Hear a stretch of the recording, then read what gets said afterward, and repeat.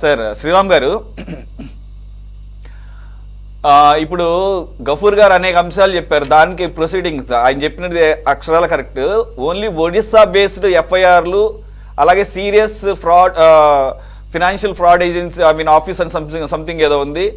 వాళ్ళు ఈడీకి డైరెక్ట్గా ఫిర్యాదు చేస్తే ఈడీ రంగంలో దిగింది.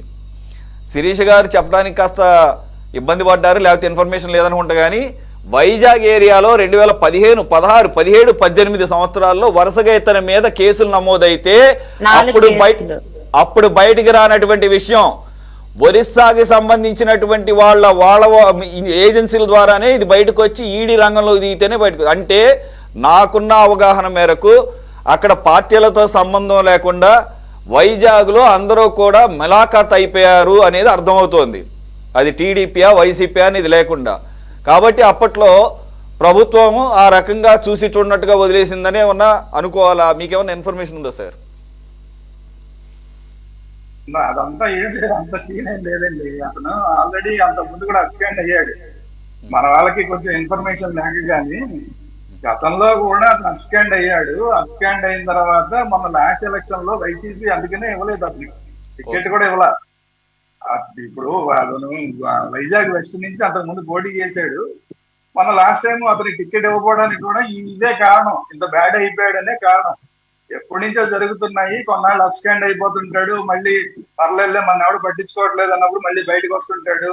ఇదంతా రొటీన్ గా జరుగుతుంది, వైజాగ్ వాళ్ళందరికీ తెలుసు.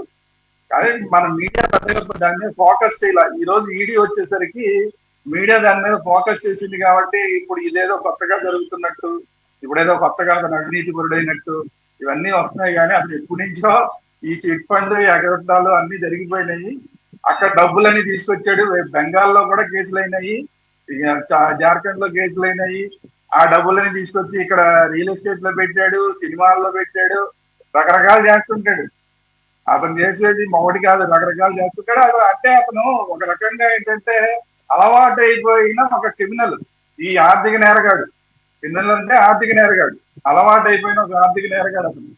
అందువల్ల ఏదో మొదట్లో కొంత పక్కన పెట్టారు, కానీ ఇప్పుడు మళ్ళీ అతను పక్కన పెట్టి తిప్పుతున్నారంటే ఖచ్చితంగా వైసీపీ వాళ్ళు అందుకనే ఆలోచించాలి.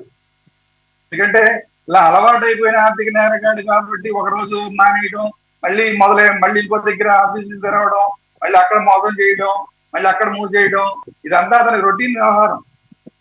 కాబట్టి ఇలాంటి వాళ్ళని దూరం పెట్టడం మంచిది. But at the same time ఇది అసలు రాష్ట్ర ప్రభుత్వం దీని మీద సీరియస్ గా దృష్టి పెట్టట్లేదు. ఎందుకంటే సీరియస్ గా దృష్టి పెడితే అసలు సిబిఐ లాంటి వాళ్ళకి ఇవ్వాల్సిన వ్యవహారం, ఇది ఒక రాష్ట్రానికి సంబంధించిన వ్యవహారం కాదు.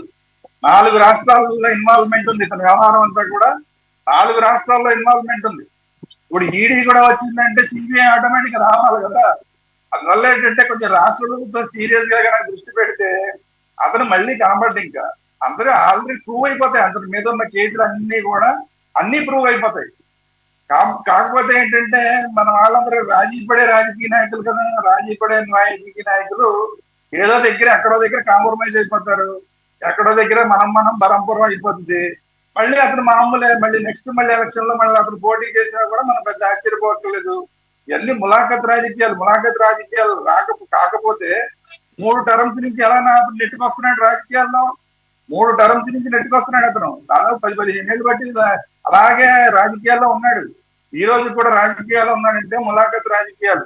ఎక్కడో దగ్గర ఎవరో ఒకరితో మనం బరంపురం అనిపించుకోవడం, వాళ్ళుంటే వాళ్ళకి ఏదో చదివించుకోవడం, వీళ్ళుంటే వీళ్ళకి ఏదో చదివించుకోవడం, పెద్ద సీరియస్ కేసులు అవ్వకుండా చూసుకోవడం. మళ్ళీ ఆఫీసు మెయిన్ సెంటర్ లో ఉంటుంది. ఆఫీసు మెయిన్ సెంటర్ లోనే ఉంటుంది. కొన్నాళ్ళు గతంలో ఆఫీసులు కూడా సీజ్ చేశారు. ఇవన్నీ జరిగినాయి కానీ ఆ రోజు మీడియా ముందు రాలేదు. ఈ రోజు మీడియా వచ్చింది కాబట్టి కొద్దిగా మీడియాలో కొంచెం చర్చ జరుగుతుంది. కాబట్టి ఏంటంటే ఇప్పటికైనా ఈ గవర్నమెంట్ మాది మంచి ప్రభుత్వం, లేదంటే మా శిరీష చెప్పినట్టు మా ప్రభుత్వంలో కనుక ఇలాంటి బయటకు వస్తే న్యాయం జరుగుతుందో అని ప్రజలు అనుకుంటున్నట్టు కనుక నిజంగా ఈ ప్రభుత్వం ఉంటే ఇమ్మీడియట్ గా అతని మీద చర్యలు తీసుకోండి. ఈడీ మాత్రమే కాదు, ఈడీ అంటే ఆర్థిక సంబంధమైన క్యాష్ సంబంధించి చేస్తుంది.